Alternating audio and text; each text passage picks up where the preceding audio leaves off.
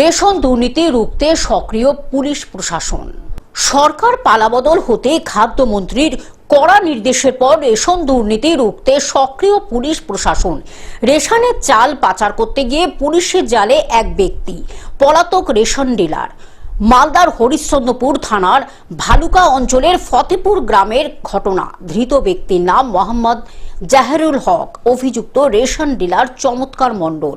এরকম একটা ঘটনা ঘটেছে, তবে ভালো জিনিস আমি বলবো, দুর্নীতি এগুলো বন্ধ হোক। এগুলো তো বেআইনি কাজ, এগুলো তো দুর্নীতি। আমি প্রশাসনকে বলবো কঠোরভাবে এগুলো ব্যবস্থা নিতে, এগুলো যারা এগুলো করছে তাদের বিরুদ্ধে আইনত ব্যবস্থা নিবে। এটাও বলবো চালগুলো কোথায় যাচ্ছিল সেটাও খতিয়ে দেখা হোক, এর মধ্যে কারা কারা জড়িত আছে তাদেরকেও টেনে বের করা হোক, আর মানুষের সামনে, আইনের সামনে এদেরকে নিয়ে এসে এদের বিরুদ্ধে কঠোর ব্যবস্থা নেওয়া হোক।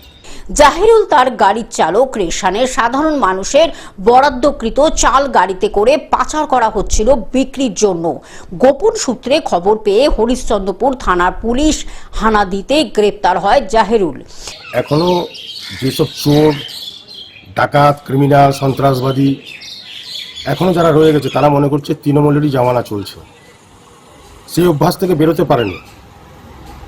15 বছর চুরি করেছে, তো ডাকাতি করেছে, সন্ত্রাস করেছে, লুট করেছে, সেই অভ্যাস থেকে তো বেরোতে পারেনি।